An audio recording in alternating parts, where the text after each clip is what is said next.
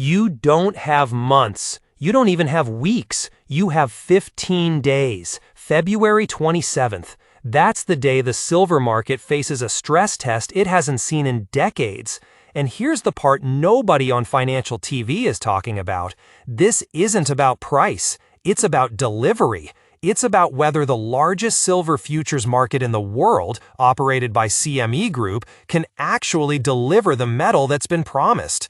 Because right now, hundreds of millions of ounces in paper claims are sitting on top of a fraction of that amount in registered deliverable inventory.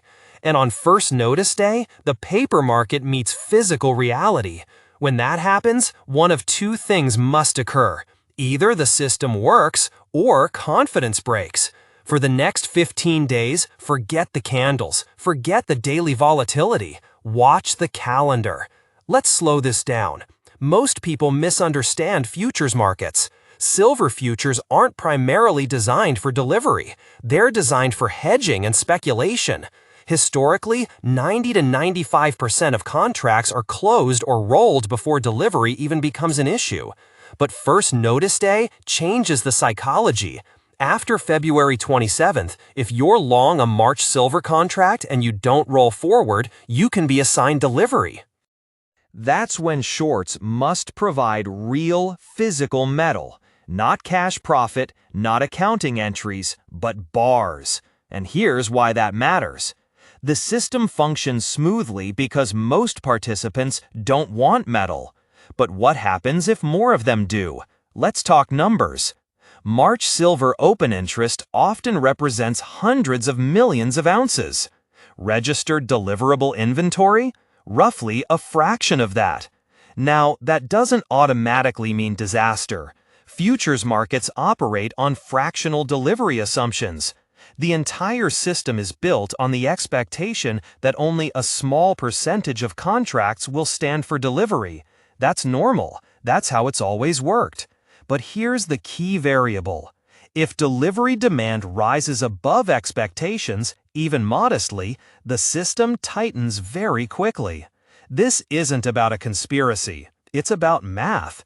If you structure a market assuming 5 to 10% delivery rates and suddenly 20–30% show up wanting bars, you get stress.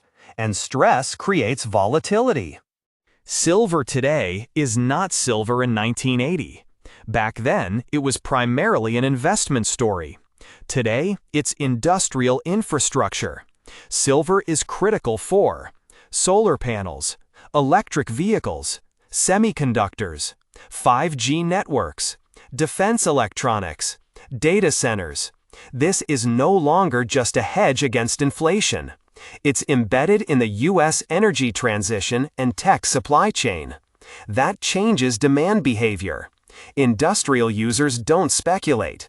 They secure supply. And when supply chains tighten globally, whether from export restrictions, refining bottlenecks, or geopolitical tension, futures markets become more sensitive. The question isn't, will silver go to $150?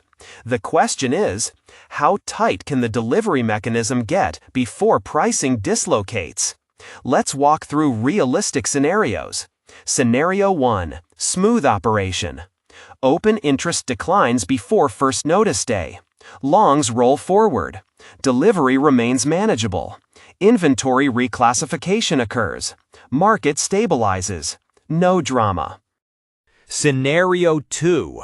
Controlled stress. Delivery demand is higher than usual. The exchange increases margin requirements. Volatility spikes. Short-term shakeout occurs. But metal is sourced. System survives. Confidence slightly dented, but intact. Scenario 3. Confidence shock. This is the scenario markets fear. Not default, but perception shift. If delivery demand forces rule adjustments, if cash settlement mechanisms are emphasized, if physical premiums in the retail market spike above futures pricing, you begin to see a two-tier structure, paper price versus physical price. And once trust erodes, rebuilding it takes years. Remember, exchanges don't fail easily. Clearinghouses are heavily capitalized. Systemic default is extremely unlikely without broader financial crisis. But confidence? Confidence can crack much faster. People bring up the Hunt brothers. In 1980, silver spiked dramatically. Rules changed, margins were raised, buying restrictions were implemented, price collapsed.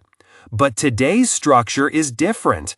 Globalized markets, multiple exchanges, institutional participants with sovereign-level capital, industrial demand deeply embedded in infrastructure. The regulatory toolkit still exists, but the ecosystem is more complex. This isn't a replay, it's a new stress environment.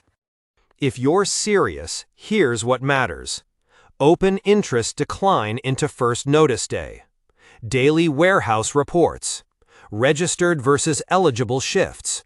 Margin requirement changes. Spread between spot and futures. Retail dealer premiums. Price alone tells you nothing. Structure tells you everything.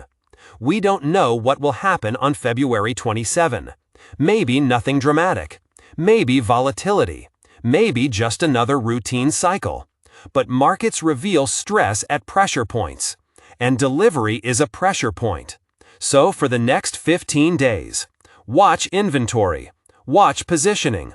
Watch policy adjustments. But most importantly, watch behavior. Because markets don't break when price moves. They break when trust shifts. And if this delivery cycle stays smooth, silver gains stability. If it doesn't, the pricing mechanism itself becomes the story. February 27, 15 days. This isn't about hype. It's about structure. Stay informed. Stay rational. Watch the calendar. I'll see you in the next